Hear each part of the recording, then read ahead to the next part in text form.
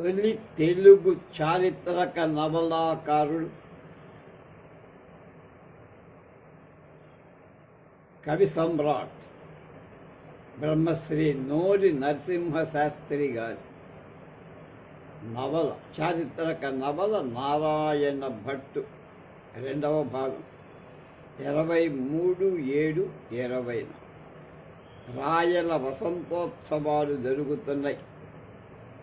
రాజరాజ నరేంద్రుడి వసంతోత్సవాలు రాజమండ్రిలో గోదావరిలో ఒక లంక మీద మొదటి రోజున నిన్న చూశాం.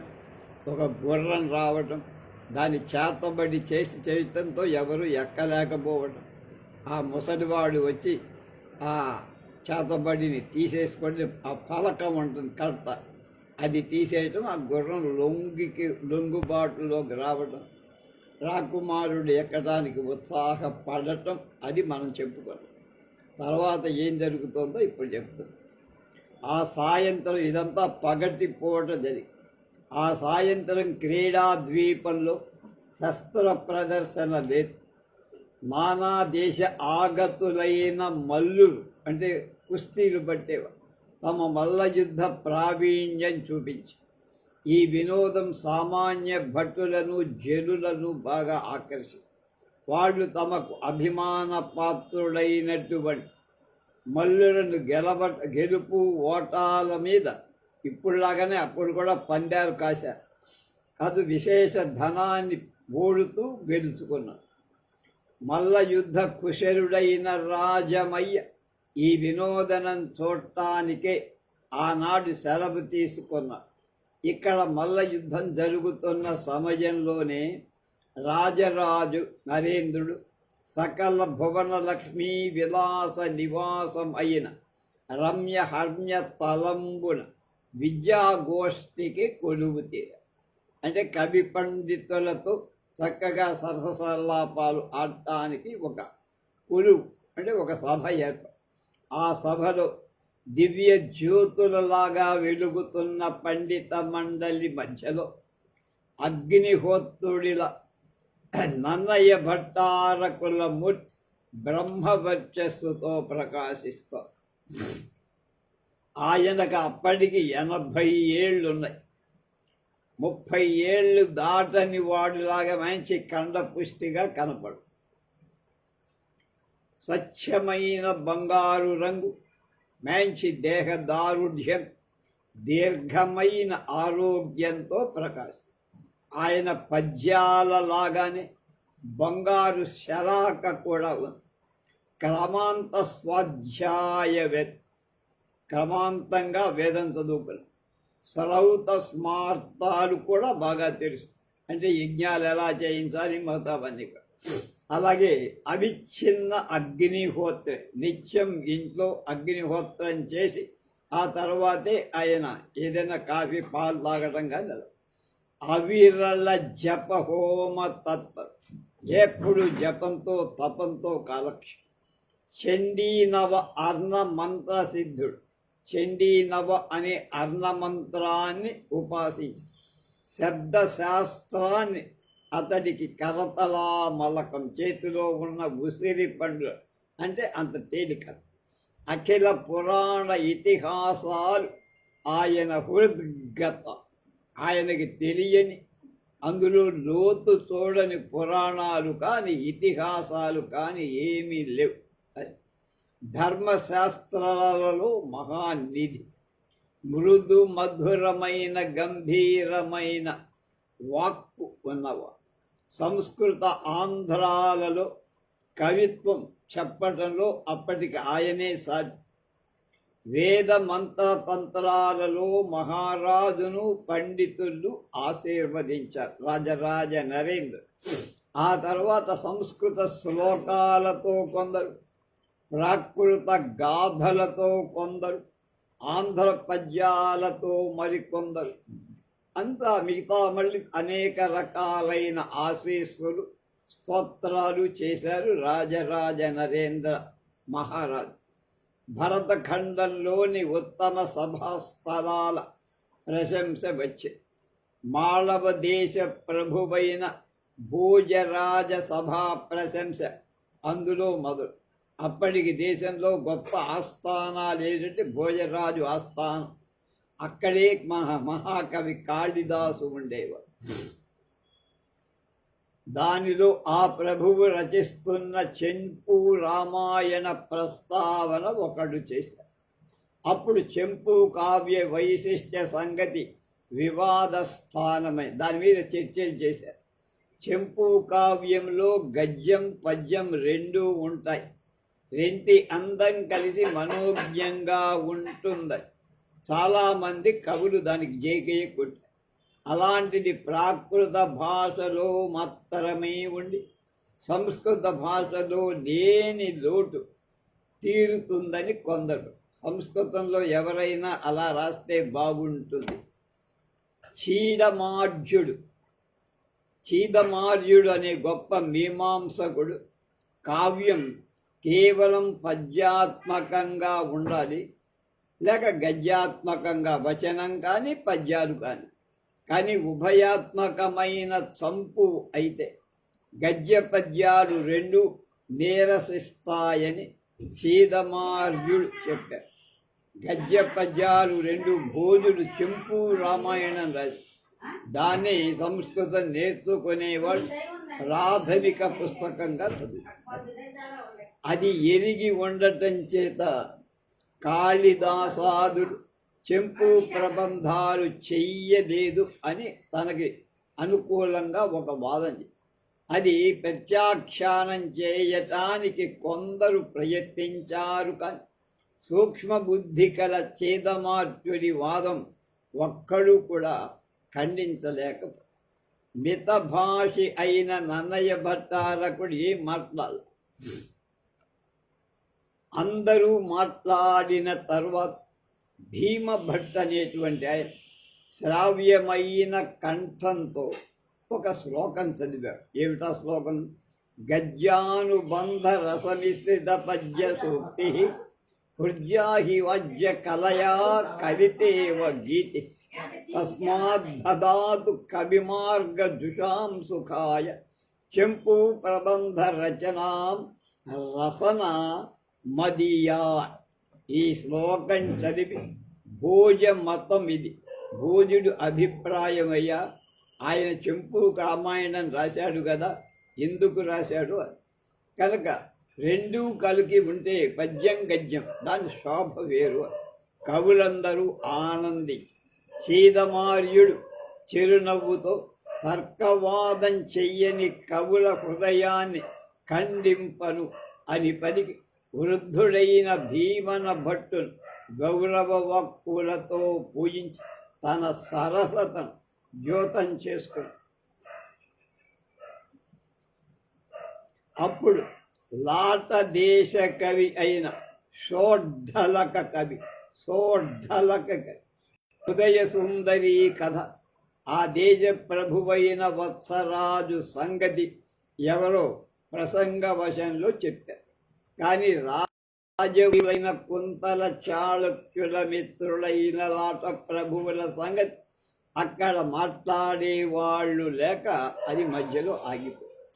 ఆ తర్వాత చేది దేశానికి చెందిన కవి అయిన కృష్ణమిశ్రుడు రచిస్తున్న ప్రబోధ చంద్రోదయం అనేటువంటి ఆధ్యాత్మిక రూపమైన ఒక నాటకాన్ని గురించి గూర్జర బ్రాహ్మణుడు ఒకడు ప్రస్తావన చేశాడు. గజనీ మహమ్మద్ దండయాత్రల వలన కలిగిన అలజడి వలన స్వదేశం గూర్జరం అంటే గుజరాత్ నిలవ నీడలే ఆ బ్రాహ్మణుడు మరికొన్ని కుటుంబాల వాళ్ళు పారిపోయి వచ్చి బెజవాడు చేరారు. అక్కడ యాత్రాగతుడై విడిసి ఉన్న రాజరాజ నరేంద్రుని మామగారైన గంగైకొండ రాజేంద్ర చోళ చక్రవర్తిని ఆశ్రయించారు. చోళ చక్రవర్తి వాళ్ళ చోళ మండలం రమ్మని కూరగా దూరదేశం నుండి వచ్చి ఉన్నందువల్ల అలసి ఉన్నామని, కృష్ణా తీరం సుఖంగానే ఉందని, ఈ ప్రాంతంలోనే తమకు భూవసతి చూపమని వారు అర్థించి వెంటనే చోళ చక్రవర్తి తన అల్లుడి అనుమతితో వారికి భూవసతులు కల్పించి ఆ అగ్రహారాల అగ్రణి అనే బ్రాహ్మణుడు తరచుగా రాజరాజు కొలువుకి వస్తూ ఉండేవారు. ఆ గూర్జరాగ్రణి ప్రబోధ చంద్రోదయం తాను వినినట్లు అందులో జీవుడు మిథ్యాజ్ఞానం వదలి బ్రహ్మత్వ జ్ఞానాన్ని పొంది విధంగా మనోజ్ఞ రూపకంగా చిత్రించాడని, అందులో నాయకుడు ప్రబోధ చంద్రుడని, ప్రతి నాయకుడు మహామోహుడు లేక మోహమని, విష్ణు భక్తి శాంతి వైరాగ్యాదులు కామ దంభ అహంకారాదుల పాత్రలని అందులో ఉన్న విషయాలు చెప్పు. అది విని పావులూరి మల్లన అట్టిది వేదాంత గ్రంథం అవుతుందేమో కానీ కావ్యం అవుతుందా స్వామి అని ఒక సందేహం ప్రకటించి చెట్టన భట్టు ముట్టన భట్టు మల్లన అభిప్రాయంతో ఏకీభవిస్తూ అలాంటి నాటకం మనోజ్ఞమైన కాకపోయే పండితులు ఆదరింప తగిందే అని తమ పక్షపాతాన్ని చెప్పి పూర్వోత్తర మీమాంసలో నిధి అయిన సీదమార్యుడు అందుకున్నాడు. కావ్యాలన్నీ అందరకు ఆనందం కలిగిస్తాయా? ఉత్తమ అధికారులకు ఆనందం కలిగించే కావ్యాలే ఉత్తమ కావ్యం. భర్తృహరి శృంగార శతకమే కొందరకు ఆనందం కలిగిస్తుంది. మాబోళ్ల వాళ్ళకు వైరాగ్య శతకం రుచిస్తుంది. మహాకవి కాళిదాసుని మేఘదూతం కొందరికిష్టం. మాకు రఘువంశ కావ్య అభిమానం. వ్యాసభట్టారకుల మహాభారతంలాగా ఉత్తమాధికారులకు అది రుచింప. ఉపనిషత్ అర్థమే నాటక రూపంగా చిత్రిస్తే అంతకంటే ఉదాత్త వస్తువు ఏముంటుంది? కనుక ఆ కవి మహానుభావుడై ఉండాలని పొగిడారు. ఆ సభలో చీదమార్యుడికి తెచ్చుత్తరం ఇవ్వటానికి ఎవరూ లేరు. రాజరాజ నరేంద్రుడు ఆ గూర్జర బ్రాహ్మణుడితో కృష్ణమిశ్రుడి నాటకం వినటం కుతూహలంగా ఉంది అన్న. శీఘ్రకాలంలో ఆ పండితుణ్ణి దేవదర్శనానికి తీసుకొస్తానండి మీ సమూహానికి మీ సన్నిధికి అన్న.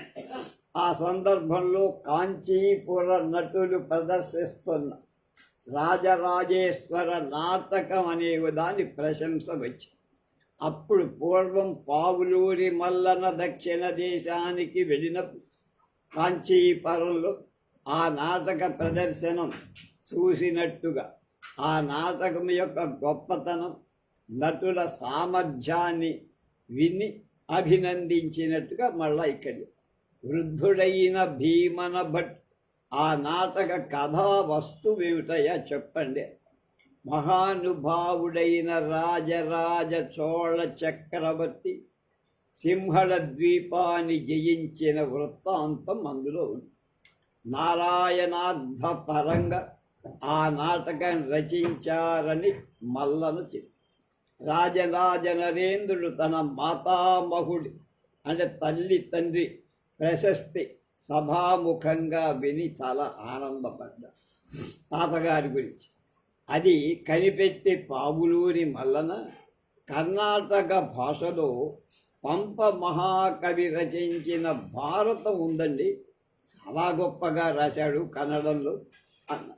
అది విక్రమార్జున విజయం అనే పేరుతో మహాభారత కథా పరముగా ఆ కవి రచించాడు.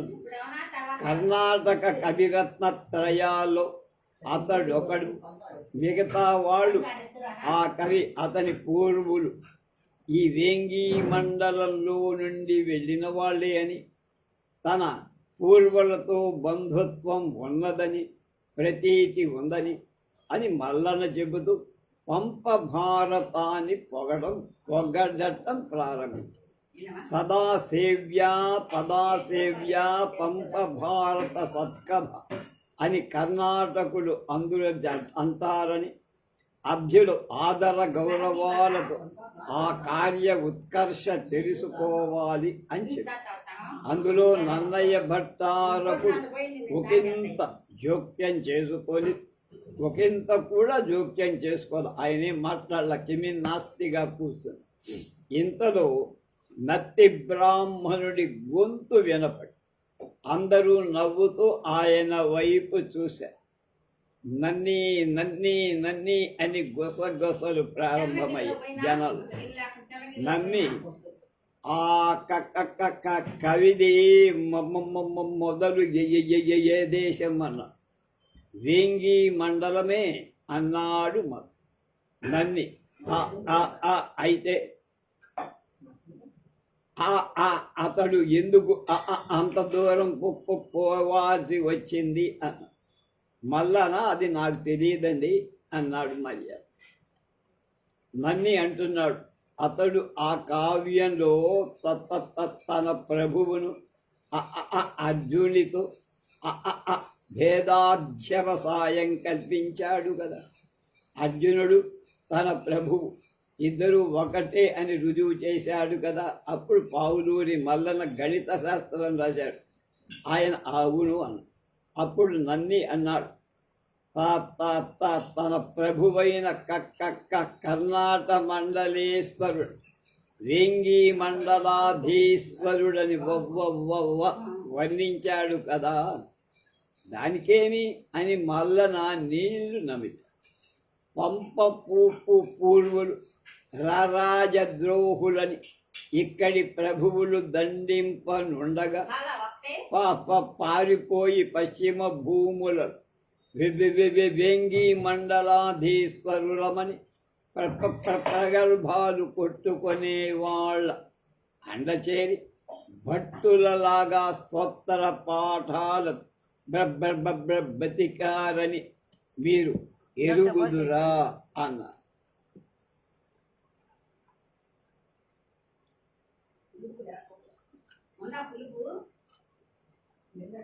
బాగా పొందాయి బాగా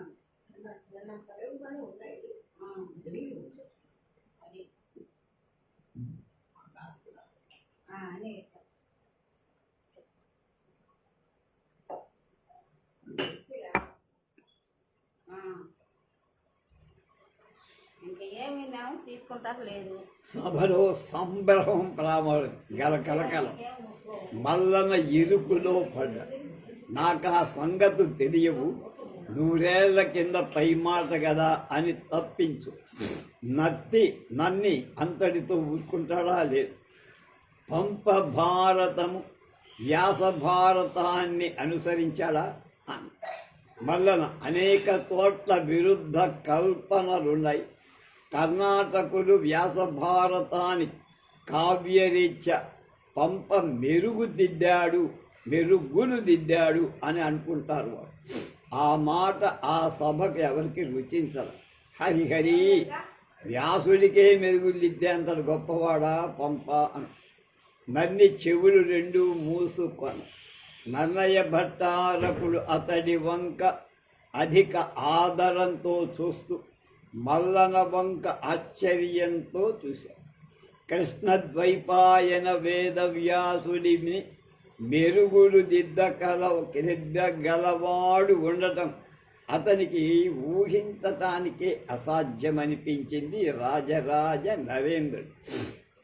రాజరాజ నరేంద్రుడు దీర్ఘ ఆలోచనలో నిమగ్నం. ఆ సభలో అవ్యక్తంగా ఒక ఉద్వేగం, ఒక ఎగ్జైట్మెంట్ ఏర్పడి భీమన భట్టు రాజసభను శాంతింప చెయ్యాలనుకో. రాజా, మన నన్నయ్య భట్టారకుని రాజరాజ ప్రశస్తి కావ్యంలోని ప్రథమ పద్యం వినిపించటానికి నన్నయ్య గారిని నేను ప్రార్థిస్తాను. నన్నయ్య వినిపించవయ్యా అన్న. రాజరాజు వినాలని అతడి అభిష్టం. నన్నయ్య భట్టారకుని ముఖం కొంచెం సిగ్గుతో ఎర్రబడి వికసించింది. అప్పుడు ఇలా చదివారు. రాజకులైక భూషణుడు రాజమనోహరుడు అన్యరాజ తేజో జయశాలి శౌర్యుడు విశుద్ధ యశరదిందు చంద్రికారాజిత సర్వలోకుడు అపరాజిత భూరి భుజ కృపాణరారాజు అలశాంత శాస్త్ర పరాగుడు రాజమహేంద్రుడు ఉన్నతిన్నలే రాజకులైక భూషణుడు రాజమనోహరుడు అంజరాజ తేజో జయశాలి శౌర్యుడు విశుద్ధ యశరదిందు చంద్రికారాజిత సర్వలోకుడు అపరాజిత భూరి భుజా కృపాణరారాజు అలా శాంత శాస్త్రపరాగుడు రాజమహేంద్రుడు ఉన్నతి నన్నయ కంఠం మంద్ర గంభీరంగా ఉదయం నిండి దిగ్దిగంతాలు ఆ కంఠాన్ని పూరిస్తున్నట్లుగా రమ్య మధురమైన ఆ పద్యం రాజస్థానమంతా ఆనందంతో తన్మయమైపోయి నత్తి నన్న కళ్ళు చెమరించి రాజరాజు కృపా గౌరవ దృష్టితో నన్నపాచార్యుని ముంచేశారు ఆనందం. తెలుగు కవిత్వం ఇంత ఉప్పునా అని చేదమార్యుడు శ్లాఘింపగా నన్నయ్య మురిసిపోయి ఎంత చక్కగా తెలుగు పద్యం ఉంటుందా అని చేదమార్యుడు అంటే నన్నయ్య ఇంకా భూసుర ఆశీర్వాదంతో ఆనాటి సభ తర్వాత నన్నయ్య భట్టారకుడు నన్నిని కలుసుకోవాలని ఉత్కంఠతో దిక్కుల వెనకాను కానీ ఎక్కడా విచారించిన అతడు ఎక్కడికి వెళ్ళాడో ఎవరు చెప్పలేకపోయారు. 3వ అధ్యాయం అయిపోయింది. 4 ఈ ఉత్సవాలతో పాటు గోదావరి ఒడ్డున బ్రహ్మాండమైన సంత ఒకటి జరుగుతుంది. అప్పటికి 4-5 రోజుల కిందటనే అది ప్రారంభమైన ఇవాళకి సంపన్నమైందంటే నిండుగా కొట్లతో బాగా కోటకు ఉత్తర ద్వారం నుండి కోటిలింగాల రేవు వరకు అది వ్యాపించి మహావైభవంగా ఈ సంత సుంకాలు వసూలు చేసే అధికారము గుత్తదారులకు ఇయ్యక చాళుక్య రాజనరేంద్రుల సంధి విగ్రహ అధికారులే యాజమాన్యం వహించారని ముందుగా దూరదేశంలో ప్రకటనలు మారుమోగినందున వర్తకులు అనేకులు అక్కడ మూగారు. ఆ ప్రదేశమంతా అమ్మకాలు కొనుబడులతో నిండి కదులుతున్న మహాపట్టణమా అన్నట్లుగా దానికి ఆ స్థలమంతా సమం చేసి ఉత్తర దక్షిణంగా ముందొక విశాల రాజమార్గం కూడా రోడ్డేశారు. దానికి 2 పక్కల విపణి వీధులను శ్రేణులుగా దుకాణాలు దిద్దారు. క్రయ కాలాలు చాలా భాగం కొబ్బరి ఆకుల తాటాకులతో నిర్మించి అగ్ని ప్రమాదాలు సంభవిస్తూ వ్యాపించకుండా అరికట్టడానికి మధ్యలో పచ్చి ఇటుకలతో చిన్న మిద్దెలు కూడా కట్టించి ఆరోగ్యానికి భంగం లేకుండా మంచినీటి వసతి మురికి నీరు పోసి జలదారులు కూడా ఏర్పడింది. భటులు కూటస్థానాలలో అంటే సెంట్రల్ పాయింట్స్ అంట చేరి శాంతి భద్రతల కొరకు నిలబడి ఒక్కొక్క శ్రేణిలో ఒక్కొక్క వస్తువు చౌకగా ఆయుధ శ్రేణిలో దొరుకుతాయి. ఆయుధ శ్రేణిలో ధనుస్సులు, ఖడ్గాలు, కంకాలు, పోమరాలు, మొసలాలు, గదలు ఇలాంటివి ఎన్నో ఉంటాయి. అలాగే గజశ్రేణిలో హయశ్రేణి, ఉష్ట్రశ్రేణి, గజశ్రేణిలో ఏనుగులు, అశ్వశ్రేణిలో గుర్రాలు, అలాగే ఉష్ట్రశ్రేణిలో ఉష్ట్రమంటే ఒంటెల సమూహాలు ఉన్నాయి. అలాగే రత్నాలు అమ్మే చోట రత్నశ్రేణి, మూలికలు అమ్మే చోట మూలికాలు, సౌగంధిక శ్రేణి అంటే సెంట్లు, పరిమళ ద్రవ్యం, అలాగే వస్త్ర శ్రేణిలో చీనాంబరాలు, విలాస ద్రవ్యాల శ్రేణిలో రేకు మీద నున్నగా ఉండే అద్దాలు, దంతపు దువ్వెనలు, ప్రధానాలు, తైల శ్రేణిలో అగ్ని ప్రమాదాలు లేకుండా కొంచెం ప్రత్యేక స్థలాలు, అందులో పారసీక దేశం నుంచి వచ్చిన కొత్తవైన నూనెలన్నీ జనాలకు అందుబాటులో ఉన్నాయి. వాటి వాసన 3 మైళ్ళు కొడతాం. అలాగే దేనికదే ఒకటి కొత్తగా ప్రత్యేకంగా ఆ నూనె బౌద్ధ సంఘారామాలలో చిరకాల నుండి వాళ్ళు వాడుతున్నారు. తర్వాత 10 శ్రేణిలో దంతాల డేగలు, చిలకలు, గోరు పక్షి శ్రేణిలో ఉన్నారు, మాత్రం కనబడు. అందులో అన్ని పక్షులను మించిన వివిధాలైన నెమళ్ళు కనపడతాయి. అనాదిగా రోమనులు వాటిని వజ్రాల కంటే అమూల్యంగా అయిన వస్తువులుగా కొని తీసుకెళ్తుండే. ఇక శునక శ్రేణి కుక్క విచిత్రమై, అది ప్రధానంగా అడవి జాతుల వాళ్ళ అధీనంలో ఆ దుకాణం. యాదవ శ్రేణికి గొర్రెలు, మేకలు అనేకం వచ్చి, కానీ గోవిక్రయం నిషిద్ధం, అక్కడ ఆవుల్ని అమ్మటం లేదు. ధాన్య శ్రేణి సమస్త శ్రేణులను, ధాన్యం అనేక రకాలైన ధాన్య సమూహాలు. వర్తకం చాలా భాగం పరివర్తన రూపంగా జరుగుతోంది. బార్టర్ పద్ధతి అంటారు, అంటే ఒకటిచ్చి ఇంకొకటి తీసుకోవడం.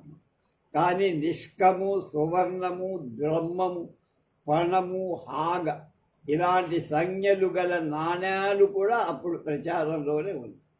హాగ నుండి నిష్కమం వరకు, అందులో నిష్కమం, సువర్ణం, ద్రమ్మం, పణగ, హాగ వరకు ఒకదాని కంటే ఒకటి 4 విలువైందిగా అక్కడ లెక్క చేయబడు. బంగారాలపై వరాహ ముద్రిక కలిగి రాజచిహ్నం, దాన్ని వరహాలు అనే పేరుతో పెట్టి, వరాహ లాంఛనం ఉంది కనుక వరహ. దాన్ని గద్యాణ అనే పేరుతో కూడా పిలిచేవారు. ఇంత పెద్ద సంత కూడిన మనుష్యుల నానావిధ రూపాలు, వస్త్రాలు ఊహింప తగినవే కానీ ఎవరు వర్ణించి చెప్పలే. భరతఖండంలో నానా భాగాల వాళ్లే కాదు, పార్సీ వాడు, అరబ్బులు, యవనులు, రోమకులు అందరూ వచ్చి సింహళ ద్వీపం నుంచి, నవద్వీపం నుంచి, యవన ద్వీపం నుంచి, సువర్ణ ద్వీపం నుంచి వర్తకులు, శ్రీ విషయవాసులు అనేక మంది నౌకల మీద చిత్ర విచిత్రమైన సరుకులు తీసుకొచ్చి ఇక్కడ అమ్మకానికి వచ్చారు. ఆనాడు పారసీకుల నూనె విస్తారంగా అమ్మకం. పార్సీ దేశం నుంచి, పారసీక దేశం నుంచి వాడు తెచ్చిన నూనె బాగా కొను, మూల్యం మిక్కిలి తగ్గించినందువల్ల దాని ధర కూడా సొంత కనుక తగ్గించి, ఆ ధనవంతులేక పేదవాడు కూడా పొరలబడి కొనసాగాలంటే ఒకళ్ళ మీద ఒకళ్ళు ఎగబడి పొరల. ఇలా నిరాఘాటంగా సాగిపోతుంటే 3 జాముల వేళ సుంకాధిరావు రాజభటులతో వచ్చి ఆ విక్రయాన్ని ఆపేశారు. కొనటానికి కూడిన అందులోని జనంలో కలకలం ఏర్పడింది. పారసీకులు తమకు అన్యాయం జరిగిందని ఏడవటం మొదలు. వారెంత అడిగిన ఆ ఉద్యోగి కారణం చెప్పనందు మరింత అక్రమం అని పిలుస్తారు. ఇంతలో రాపర్తి బేతయ్య అనే పేరు గల పై అధికారి వచ్చి ఇతర వర్తకులను పిలిపించి వారి ఎదట ఆ సరుకు పట్టుకొని లెక్క ప్రకారం రాజభటులకు అప్పగించి ఆ పారసీకుల వాళ్ళ ముఖ్య పరివారాన్ని అందరినీ బంధింపచేసి, అలా పట్టుకొన్న సరుకు మీద అధికార ముద్ర వేసి ఆ బేహారులకు కూడా వారి ముద్ర కూడా వేసుకోవటానికి సీజ్ చేయటం అంటారే అలా పట్టు. ఆ సంగతి సంత 4 మూలలకి ఈ వార్త వ్యాప్తి. ఈ క్రమం సహించలేక విదేశ వర్తకులందరూ తమ వ్యాపారాలు కట్టిబెట్టి అక్కడికి వచ్చి ఏం జరిగిందని అడుగు. ఆ కారణం ఎవరికి తెలియదు. తైల శ్రేణీపతి అయిన ఖండకోటికి, గజశ్రేణీపతి అయిన కన్నరదేవుడికి, రాజరాజుకి అధికారుల దుర్జయం నిర్వేచించటాన్ని వర్తకులందరూ నియమించారు. ఇంతలో ఒక రాజసేవకుడు వచ్చి ఖండకోటికిని, కన్నెర దేవుణ్ణి, మరి 3 శ్రేణీపతులకు లిఖితమైన రాజుగారి ఫర్మానా ఇచ్చి వాళ్ళు అవి తత్తరంతో కలనాల చేత చదివించుకుని, వాళ్ళు చదువు రాదు. అందులో ఆ మర్నాడు 2 జాముల పార్శీక వర్తకుల నేరం అముఖ్యాధికరణ స్థానంలో విచారింపబడుతుందని, వారప్పుడు మధ్యస్థులైన సభ్యులుగా ఉండటానికి రావాలని అందులో ఉన్న రాజాకి. దానితో శ్రేణీపతులంతా నిర్వాకులయ్యారు. పారసీకుల దోషమేమో ఉండి ఉండొచ్చని విచారణ కాకకుండా తొందర పడరాదని నిశ్చయించి సంత సాగించటానికి బేహారులకందరికీ అనుజ్ఞ ఇచ్చి, కానీ ఆనాటి సంత ఇంకా రాణించలేకుండా ఆగిపోయింది. 5వ అధ్యాయం. అది చైత్ర శుద్ధంలో ఏకాదశి రాత్రి. చంద్రవంశానికి మూల పురుషుడైన రేరాజు అంటే చంద్రుడు లోకమంతా చల్లని వెన్నెలలు చల్లుతుంది. దానికి గోదావరి పై నుండి వీస్తున్న వసంత మంద మలయానిలం తోడై ఆ క్రీడా ద్వీపంలో స్వర్గవాసనలు వ్యాపింపచేస్తాయి. నాటకం చూడటానికి 6 బయట అందంగా చాపలు వేసి అది వెనకకు పోయిన కొద్దీ ఉన్నతంగా ఉండే సూత్రధార తనిక్కి ఏర్పాటు చేసినందుకు ప్రేక్షకులంతా నాటక ప్రదర్శనం చూడటానికి వీలుగా, అంటే ఎత్తైన ప్రదేశం మీద నాటకం జరుగుతుంది. దానికి తోడు రంగస్థలం కొంచెం ఉన్నత ప్రదేశంలో ఉంది. మహారాజు, రాజబంధువులు, ఉన్నత ఉద్యోగులు, అంతఃపుర స్త్రీలు కూర్చోవటానికి నిర్ణీతమైన ప్రదేశం మాత్రం చిత్రిత వితానం ఉన్నది. చక్కగా అందంగా విశాల రంగస్థలం అంతిన కప్పుదు. చాళుక్య రాజరాజ నరేంద్రుడి యశశ్చంద్రికల తెల్లనైన యవనిక అంటే తెర వేలాడుతారు. రాజరాజ నరేంద్రుడు వచ్చిన వెంటనే నాటక ప్రారంభానికి అనుజ్ఞాసూచకమైన మనోజ్ఞ ఘంటానాదం చెవుల పండుగ చేస్తుంది. వెంటనే జనం చేస్తున్న సందడంతా సద్దుమణగింది. నిశ్శబ్దమైన దేదీప్యమైన దీపం ఒకటి రంగస్థల అంతర్భాగంలో నిశ్చలమై మెరుపులాగా తెరచాటు నుండి కనపడి ఆ వెలుగు వెలిగించిన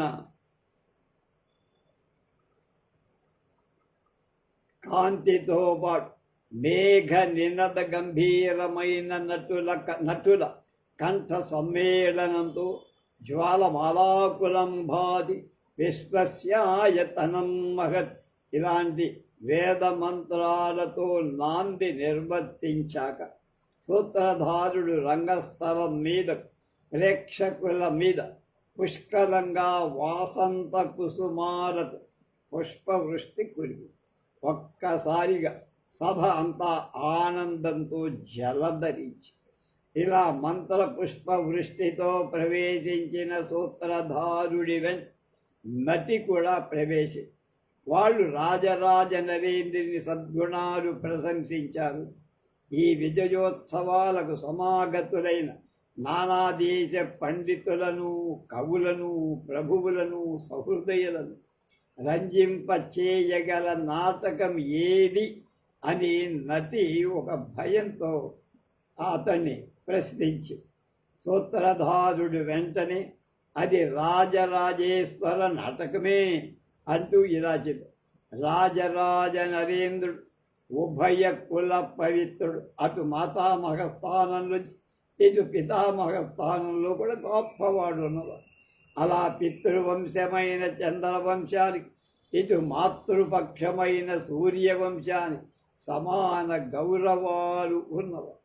ఆ మహానుభావుడు జన్మించినప్పుడు తల్లి అయిన కుందవ మహాదేవి, తండ్రి అయిన సర్వలోకాశ్రయ శ్రీ విష్ణువర్ధన విమలాదిత్య దేవుడు గుణగణాలు గ్రహించి పితామహుల నామమే ఈ పరమ మహేశ్వరుడికి ఉంచారు. అంటే పితామహుడు అంటే మాతామహుడు మాతామహుల అంటే తల్లి తండ్రి పేరే పెట్టి శ్రీ రాజరాజ చోళదేవుడు కాందలూరు విలీనాలు జయించి అమర భుజంగ పాండ్యుణ్ణి బంధించి సింహళ ప్రభువైన మిలింద రాక్షసుణ్ణి జయించి సింహళ రాజులు హరించిన మహేంద్ర కిరీటం సంపాదించి దిగ్విజయ యాత్ర నాటక రూపంగా చిత్రింపమని తంజాపుర నేత ఈ మహారాజుల శ్వశురులు అయిన గంగైకొండ రాజేంద్ర చోళ చక్రవర్తులు తమ ఆస్థాన కవులకు ఆజ్ఞాపించారు. ఈ నాటకం కంటే ఇంకొకటి ఈ సభను రంజింపచేస్తుందా అని అన్నారు. అందుపైన నటికి ఒక సందేహం కలిగి, శ్వశురుడు అంటే మామగారు, వైదిక శ్రద్ధకు మూల కందమైన ఈ వేంగి మండలంలో అందులో ఆ అచ్చ కలంక చరిత్ర అంటే అచ్చమైన కలంకం లేనటువంటి సంపద ఆదిరాజ విభుడైన ఈ చాళక్య రాజరాజ పరమ భట్టారకుల సభలో కేవల మనుష్య కథావస్తువుగా ఈ నాటకం ఆడితే ప్రజలు మెచ్చుకుంటారా, రంజిల్లతం శీతమవుతుందా? అయ్యో, చోళరాజరాజు కేవలం అడంటున్నాడు సూత్ర, కేవలం మానవ మాత్రుడు అంటం ఎంత పొరపాటే నీకు అని వెంటనే సూత్రధారుడు పలికిలా ఈ నాటకం చూసిన వాళ్ళు లంకా విజయం చేసిన శ్రీరామచంద్రమూర్తి కథా ప్రదర్శనాన్ని చూసిన పుణ్యం కూడా ఒకే కాలంలో ప్రాప్తిస్తుంది. ఇది శ్రీరామ విజయమే. మొన్న శ్రీరామ నవమి నాడే ప్రదర్శించాల్సి వచ్చింది. రాజరాజులు నవరాత్ర దీక్షలో ఉన్నందువల్ల ఈ ఏకాదశి పుణ్య రోజున ప్రదర్శిస్తున్నాం. నిద్రపోకుండా చూసిన వారికి జాగరణ పుణ్యం కూడా దక్కుతుంది. దానితో సభ అంతా చాలా జాగృతమై సూత్రధారుడి కోరిక మీద నటి మధురమైన కంఠస్వరంతో వసంత ఋతువును వర్ణిస్తూ గానం చేసి ఆ వర్ణనం రాజరాజ నరేంద్రుడు వేంగి మండలానికి, నాటకానికి, వసంత ఋతువుకు కూడా సమంగా అన్వయింపబడి ఆ పాట మొగియగానే హర్షధ్వానాలు సభా ప్రాంగణంలో వ్యాపించి ఆ రాత్రి కటువైన నాటక ప్రదర్శన జయప్రదంగా కొనసాగులు అంటానికి ఎలాంటి అభ్యంతరం ఉండదని అర్థమైంది. నాటకంలో 6 అంకాలున్నాయి. నాట్య సంగీత నటుల ప్రదర్శనం సమస్తం ఆనాడు అద్భుతంగా కుదిరి. నటులు సింహళ యాత్రా సన్నాహం ప్రదర్శించినప్పుడు ప్రేక్షకులలో చేరిన వీరభటుల వీరావేశం పెరిగి వాళ్ళు రాజరాజ నరేంద్రుని శత్రువుల మీదికి చోళ సైన్యంతో కలిసి వేరుగా దండెత్తిపోయిన గాథలన్నీ స్మృతి పదంలో మెలిగే. వారు అప్పుడు చేసిన జయ జయధ్వాన విధానినాథ అనివార్యాల నాటక ప్రదర్శనం కొంతసేపు ఆపాల్సి వచ్చి దానివల్ల రసభంగమేం కాల. ప్రేక్షక భూమి అంతా రంగస్థలంలాగా భ్రాంతి కలిగి ఆ జైత్రయాత్ర కళ్ళ ముందు శోభించినట్టుగా అనిపించి ఒక నర్తకి మధ్యలో వచ్చి అద్భుతమైన చాతుర్యంతో ఒక మారు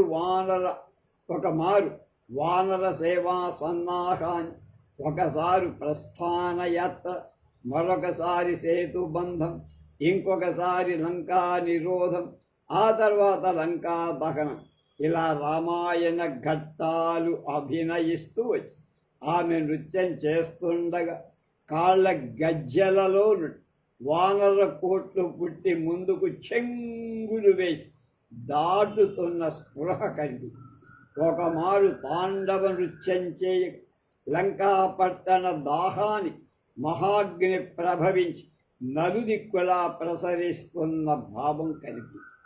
ఈ విధంగా నృత్యం ప్రదర్శనం ఒకదానితో ఒకటి కలిసిపోయి ఒకదాని అందాన్ని ఒకటి వృద్ధి చేసింది. రాజరాజ చోడుడు సింహళ యాత్రకు కూర్చిన నౌకల సంఖ్య స్వరూపం కళ్ళకు కట్టినట్టు అనిపించింది.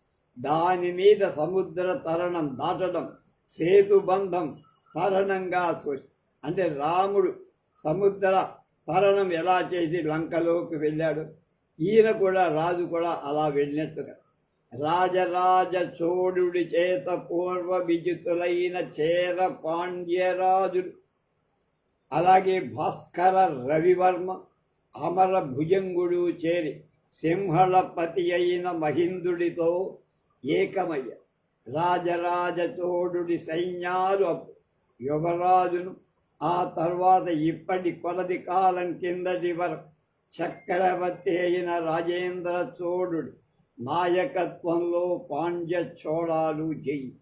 అమర భుజంగుడు బంధితుడై ఈ జయాలు జనస్థాన రాక్షస నాశనానికి వాలి వధ ఎలా జరిగిందో ఆ కథ అలా కూర్చారన్నమాట.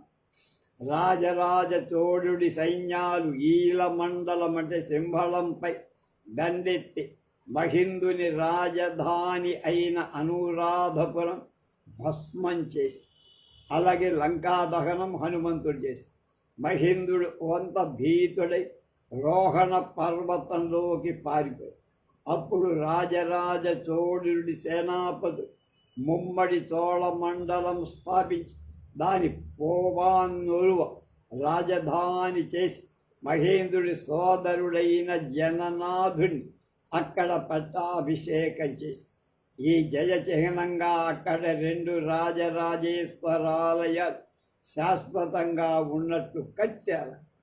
జననాథుడు రాజరాజుకు శరణాగతుడు అవడం విభీషణ శరణాగతిలాగా అనిపించింది ఈ కథ. ఇక్కడ జననాథ పట్టాభిషేకం, విభీషణ పట్టాభిషేకం అనిపించింది.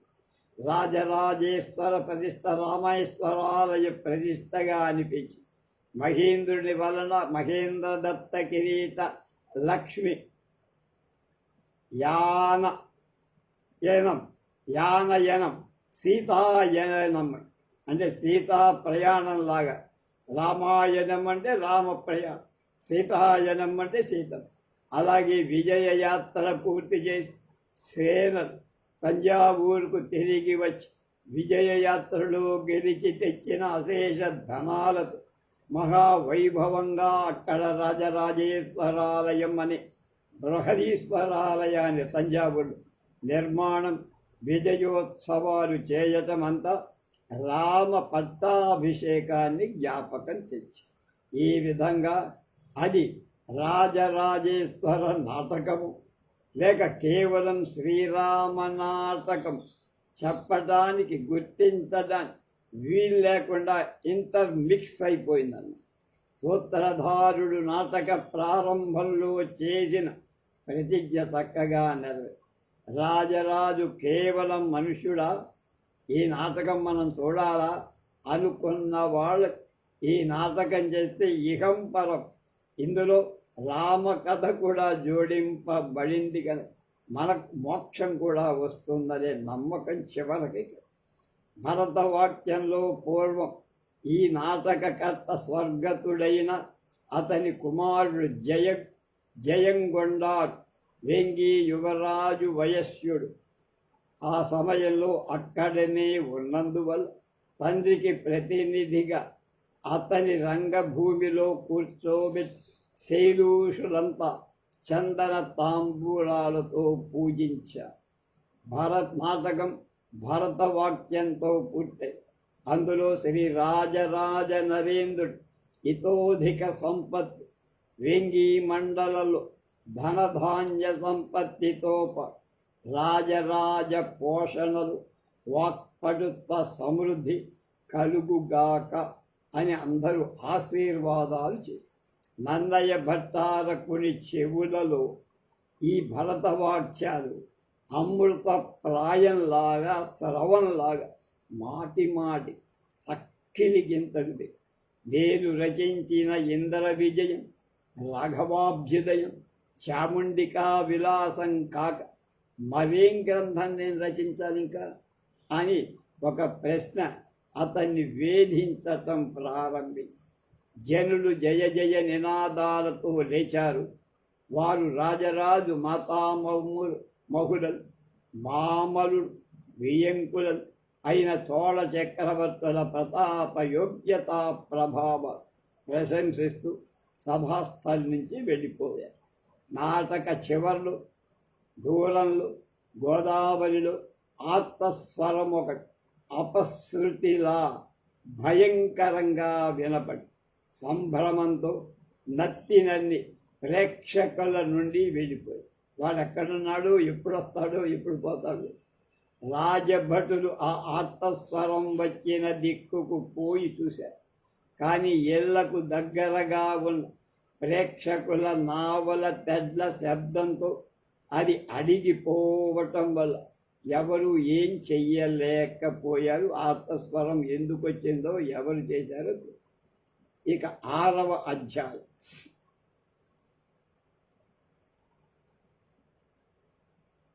పూర్వకాలంలో మాళవ దేశంలో నర్మదా తీరంలో మాంధాతపురం అనే ఒక పట్టణం. దాని ఏలేటువంటి రాజు పేరు రాజమహేంద్రుడు. అతడి భార్య పెద్ద భార్య రత్నాని, చిన్న భార్య చిత్రాంగి. మనకు తెలుసు కదా, సారంగ. పట్టభుదేవి పుత్రుడైన సారంగధరుణ్ణి చూసి చిత్రాంగి మోహించి తన కామం అతడికి చెప్పు. సారంగధరుడు పరాంగముఖుడు కాగా కోపంతో చిత్రాంగి ముసలి రాజుతో పతి సవతి కొడుకు తన్ను ప్రయత్నిస్తున్నాడని చెప్పి నమ్మబలికింది. రాజు సారంగధరుడి కాళ్ళు చేతులు నరకమని ఆజ్ఞాపించారు. వాడు రాజాజ్ఞను పాటి.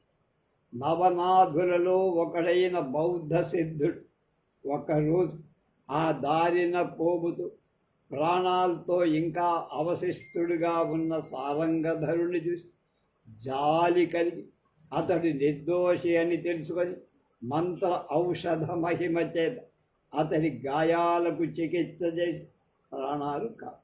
ఆ తర్వాత సారంగధరుడు విరక్తుడై త్రిశరణవాలలు ఉపసంపద స్వీకరించి బౌద్ధ సంఘంలో కలిసిపోయాడు. సారంగధరుడు అతడు బౌద్ధ ధర్మ ప్రచారం చేస్తూ సారంగధర మెత్త ఉంటుంది గోదావరి దగ్గర చూస్తూ రజమండ్రి దగ్గర తిరిగి కళింగం మీదుగా వెంగి మండలానికి వచ్చి మన దగ్గరికి గోదావరి తీరంలో రాజమహేంద్రపురానికి ఉత్తర భాగంలో శ్మశాన వాటికకు దగ్గరగా ఒక మెట్ట మీద చిన్న విహారం నిర్మించుకున్నాడు. అదే సారంగధర మిట్ట. అతడక్కడ వజ్రయానంలో మహాచీనం అనే తాంత్రిక మార్గంలో బహుకాల ఉపాసన చేసి చుట్టుప్రక్కల పేదలకు భూత వైద్యం, విష చికిత్స, పశు చికిత్స, శస్త్రచికిత్స ఇలాంటివి ఉచితంగా చేస్తూ కొంతకాలంలో అక్కడే సిద్ధిపడి అతడు మహాసిద్ధుడని అర్హతుడని బౌద్ధ భిక్షువులందరూ అభిమానించి సిద్ధ సారంగుని దేహధాతు విశేషాలన్నీ భద్రపరిచి చిన్న చైత్యం ఒకటి కట్టి క్రమక్రమంగా సిద్ధ సారంగుని కీర్తి దశ దిశలా వ్యాపించాడు. అతడి పేరు చెప్పితే వెలుకులు పశురోగాలు శాంతిస్తాయనే ప్రతీతి కూడా పుట్టి అతను రావక్కల్లా మంది ఒకల ఆ పేరు చెప్తే క్రమక్రమంగా ఆ చైత్యం చుట్టూ గొప్ప సంఘారామం ఒకటి ఏర్పడింది. కొద్ది కాలంలో అక్కడ అవలోకితేశ్వర, తార, మంజుశ్రీ మొదలైన దేవతల చక్కని గంధకుటులు ఆరామాలు వెలసి అప్పటికే బౌద్ధ ధర్మం క్షీణం అవుతున్న సందర్భంగా బౌద్ధాభిమానులంతా ఇలాంటి సంఘారామాలలో తమ శక్తులు కేంద్రీకరించి ఈ విధంగా ఆ సంఘారాము ఎందరో భిక్షుకునులకు అంటే ఆడవాళ్లకు కూడా నివాసస్థానం. ఈ సంఘారామంలో మహానిర్వాణ తంత్ర ఉక్తమైన మహాసుఖ నూరంలో పూజాదులు మహాశంఖ అనే పేరుతో మనుష్య కపాల మొగటి వాళ్ళు విధిగా పూజకు ముందు నమస్కరించి ఉపయోగిస్తారు. అందులో ప్రత్యేకంగా మద్యం ఉంచి అభిమంత్రణ చేసి అంటే మంత్రాలు చేసి కుల అమృతంగా భావించి దేవతా పూజలో ఉపయోగిస్తారు. కానీ అది ఉద్ధరించిన పాత్రడు సిద్ధకూటిలోని వారికే కానీ సామాన్యంగా ఎవరికి ఇవ్వరు.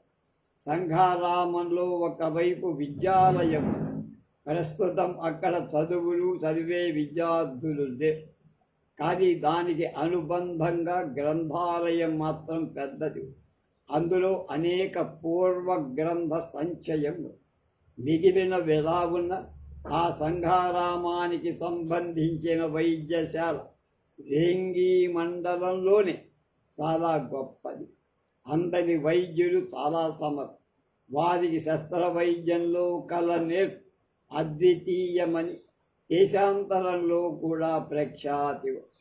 కాళ్ళు చేతులు తెగిపోయి మళ్ళా అతికించగల సంధానకరణ ఔషధం వారి సిద్ధ సారంగుడు ఉపదేశించి పోయాడని ప్రతీతి. దేశాల నుండి రోగులు వికలాంగులు చికిత్స కోసం అక్కడికి వస్తారు. అందులో వైద్యానికి ప్రతిఫలం పుచ్చుకునే ఆచారం లేదు. డబ్బు తీసుకొని వైద్యం చెయ్యటం లేదు. కానీ వ్యాధి చికిత్స చేసుకొని పోయినవాడు ఎవరి శక్తిని బట్టి వాడు సంఘారామాన్ని డబ్బు ఇచ్చి వెళ్ళిపోతుంటారని డొనేషన్ అంటాం. అక్కడి ప్రధాన వైద్యుడు ఉపచారకుడు సంఘారామంలోని భిక్షునులే అయినందువల్ల ఆ ధనమే సంఘారామానికి ముఖ్యమైన ఆదాయంగా ఉంది. వేంగి ప్రభువులు కూడా సంవత్సరం కాగానే ఆ యుద్ధ ఆది మొదలైన అవసరాలలో విశేష ద్రవ్యాన్ని ఇస్తూ బంధువులకు అనుచరులకు వైద్య సహాయం అక్కడనే ఎక్కువగా చేయించేవారు. క్రీడా ప్రదర్శనలో సైంధవం మీద నుండి అపాయకరంగా కింద పడిన మల్లప్ప రాజకుమారుని ఈ చికిత్సాలయంలోనే చేర్చారు. సంఘారామానికి సంబంధించిన ధర్మశాల ఒకటి ఉంది. అక్కడ జాతి కుల భేదాలు లేకుండా ఉండటానికి భోజనానికి వసతి ఉంది. అందుకూడా ప్రతిఫలం ఎవరు అడగరు, డబ్బు అడగరు. నానా దేశాగతులైన వర్తకులు యాత్రికులు ఆ ధర్మశాలలోనే బస చేసి సంఘారామానికి తమ తోచిన బహుకృతి ఇచ్చిపోతుంది. గోదావరి లంకలో రాజరాజేశ్వర నాటక ప్రదర్శనం జరుగుతున్న సమయంలో ఇక్కడ సారంగధరుడి మెట్ట సంఘారామం చాలా సందడిగా. ఆనాడు ఏకాదశి అయినందువల్ల భిక్షుణులు భోజనం చేయక ఉపవాసం చేసి ఎవరి గదిలో వాళ్ళు అనుష్ఠానంలో ఉన్నారు. అప్పుడు సంఘారామ అధిపతి అయిన జేతాలి విశేష పూజాక్రమం సాగించి ధర్మ శ్రవణం చేస్తారు. ఆ రాత్రి పొద్దుపోయిన తరువాత వైద్యశాలలో చికిత్స పొందుతున్న మల్లప్ప రాకుమారిని చూడటానికి అశ్వవర్తకుడు ఒకడొచ్చి రోగికి ఉపచారాదులకు నియమితమై అక్కడ సుజాత అనే ఆవిడ, ఆమె ఉపాసక, రాకుమారుడికి బలహీనంగా ఉన్నాడని చూడటానికి ఎవరిని రానియవద్దని ప్రధాన వైద్యుడు శాసించాడని ఆమె ఆ వర్తకుడికి చెప్పింది. రావద్దని. అయ్యో, నాకు అవసరమైన పనుందే. మీ పేరే చక్రాయణ సింధువన్. పాపం వైద్యుల ఆజ్ఞ అనులంఘ్య అంటే మా వైద్యాధికారి మాట ఇక్కడ ఎవరు ఉల్లంఘించలేరు. పోని వైద్యంతో చెప్తారా మీరు అని.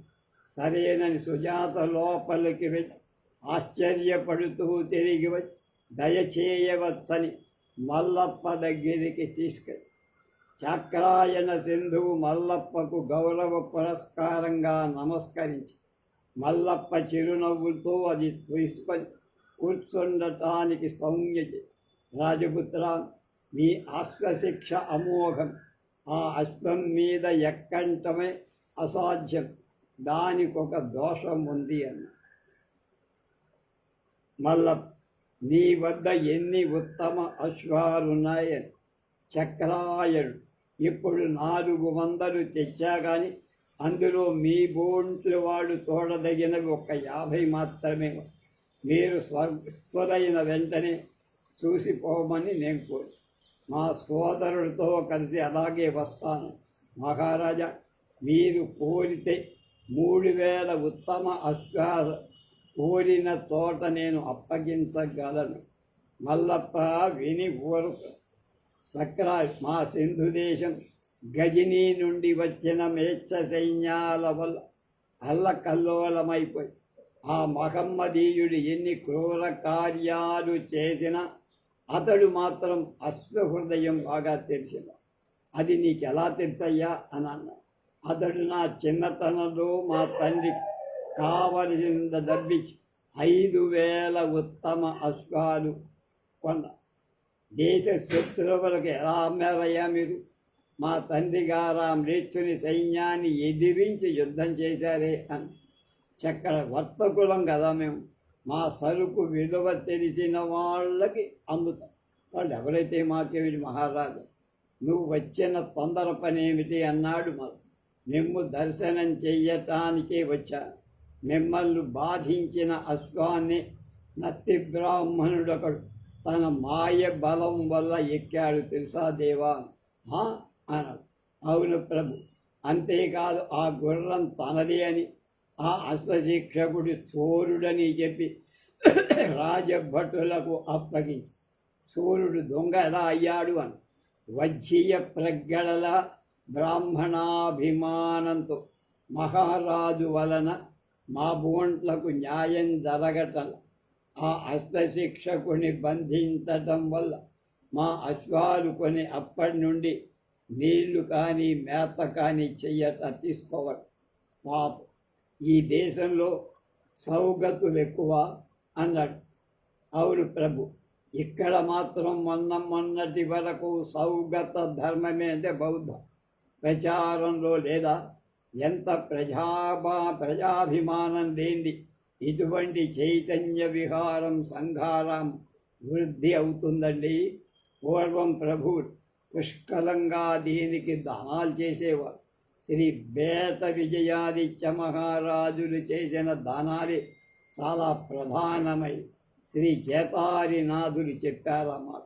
ఆ మాటలు విని మల్లప్ప తన తాత వెంగీ దేశం పాలించిన 15 రోజులు జ్ఞప్తికి రాగా ఒక్క నిమిషం కళ్ళు మూసి నేను స్వస్థుడైన వెంటనే మీ అశ్వశిక్షకుణ్ణి విడిపించే ప్రయత్నం చేస్తాను. తమరు మా అశ్వాలు దర్శించి వెళ్ళాలి. అందులో ఉత్తమోత్తమైన ఒకటి తమకు లాయానికి రేపే నేను చేర్పిస్తాంటే మీ గుర్రవశాలు మహారాజు. అలా అంటూ అతడు వంగి వంగి నమస్కరిస్తూ సెలవు తీసుకొని వెళ్ళి అప్పుడు కళింగ వర్తకుడు ఒకడు వచ్చి మల్లప్పను చూసి మాట్లాడి తర్వాత సింహళ వర్తకుడిద్దరు. ఇంతలో యవద్వీపుడు ఒకడు వచ్చి సువర్ణ ద్వీప వర్తకు ఎందరో వర్తకుడు వచ్చి అందరికీ వైద్యుడు అనుమతి ఇవ్వటం చేత సుజాతకు ఆశ్చర్యమై ఇంతలో తారాదేవి నిర్మించిన గంధ కుటిక నుండి ఘంటానాదం అంటే గంట మోగి మంజుశ్రీ పుణ్యశాల నుండి అవలోకితేశ్వర మైత్రేయ బోధిసత్వర శాల నుండి వెంటనే వేరువేరుగా ఘంటానాదాలు వినప ఆ ఘంటలు విని అందరూ పూజా దర్శనానికి తీర్థప్రసాద స్వీకరణకు బయలుదేరారు. మంజుశ్రీ బోధిసత్వుడి పూజ సువర్ణ పుష్పాలతో సువర్ణ ఉపహారాలతో జరిగి వర్తకులు అక్కడ మంత్ర పుష్పాలతో ఉంచిన సువర్ణం అపారమైంది. అంటే ఆ పల్లాడు వేసే డబ్బన్న అవలోకితేశ్వర బోధిసత్వ పూజ, స్ఫటిక స్వచ్ఛమైన పాత్రలు స్ఫటిక అక్షమాల జపాలతో ముగింది. మైత్రేయ బోధిసత్వుడి పూజ రజత పాత్రలతో రజత మంత్ర పుష్పాధికాలతో జరిపారు. తారాదేవి పూజ మహాశంఖంలో జయతారి స్వయంగా నిర్వర్తించి నానా దేశగతులై ఆ సంఘారాంగులలో ఉన్నటువంటి వర్తకులంతా ఆ పూజల వద్ద సమావేశమయ్యారు. ఆ తర్వాత పూజలు జరుగున్నంతసేపు తమ తమ దేశ వృత్తాంతాలు, రాజుల బలాబలాలు, వేంగి రాజరాజు సామర్థ్యం, చోళవ చక్రవర్తుల గొప్పదనం, చోళ వెంగి భూములలో బ్రాహ్మణ ప్రాబల్యం, కళింగ రాజ కళ్యాణ చాళుక్యుల మైత్రి, వింధ్య ఉత్తర భూములలో మ్లేచ్చుల అలజడి, వారి సంభాషణలు వినపడు. అందులో వేంగి రాష్ట్రంలో భట్టి ప్రోలు, ధన కటకం ధాన్య కటకమని అమరావతి, ఘంటసాల కొలని వీడులలో సంఘారాములు మాత్రం దీనిలాగా కొంత వృద్ధిగా ఉన్నాయి, కానీ మిగిలిన శిథిలాలైపోతున్నాయని, ఎప్పటికి మళ్ళా అవి యథార్థాన్ని అంటే అపూర్వం ఔన్న స్థితి పొందగలతాయో లేదో అని అందరూ బాధపడి, ఆయుధవర్తకుడు ఒకడు తాను తెచ్చిన ఆయుధ విశేషాలు, నూతన కవచ శరస్త్రాణాలను అంటే హెల్మెట్లు వర్ణించారు. సువర్ణ ద్వీపంలో సువర్ణ రాసులుగా ఉందని, అక్కడికి సంఘారావం పోవటం ఏర్పరిస్తే వలసలు కలిసి వచ్చే అదృష్టం ఊహాతీతమని అద్భుతంగా లోకాభిరామణం రామాయణం అనేక విధాలుగా సాగుతున్న ఎందుకో కానీ మాటి మాటి రాజరాజు సైన్య విశేషాలు, దండనాథుల సామంతుల అభిమానాలు, సామర్థ్యాలు ప్రస్తావనకు వచ్చి తరచుగా వారు సత్యాశ్రేయుని కుమార సప్తకం, సద్గుణ పుంజాలు, దయాస్వభావం, రాజఠీవినే పొగొడతారు. పూజం అంతా అయ్యాక సంఘారామాధ్యక్షుడు జతారినాథుడి చుట్టూ భిక్షులు విశాలమైన ఉపస్థానాల్లో బోధి వృక్షం కింద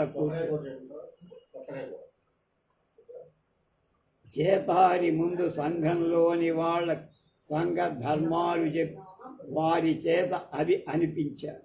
ఇదంతా పాలీ భాషలో దీర్ఘ స్వరాలతో జరిగి ఆ తర్వాత సంఘారామాన్ని భూరి దానం చేసిన వేట విజయాదిత్యుని దాన శాసనాలు చదివి జేతారి అతని ధర్మబుద్ధి కొనియాడి వారి వంశాల వారికి శుభం కలుగుతాయని ఆశీర్వది, దానికి మిగిలిన శ్రవణ శ్రావకుడు తథాస్తు అనే వచనంతో బలపరిచి ఆ తర్వాత బోధి వృక్షానికి విశేష ద్రవ్యంతో పూజ చేసి ఆ ద్రవ్యాన్ని సమావిష్టులైన వాళ్ళందరికీ ఆ పంచిపెట్టిన దానిలో తీర్థం మిక్కిలి గొప్పగా ఘాటుగా కొత్త వాళ్ళకి కొంచెం మత్తు కలిగి పూజ చివర మళ్ళా బేట విజయాదిత్యు సంతతి విజయ ఆశీర్వాదం.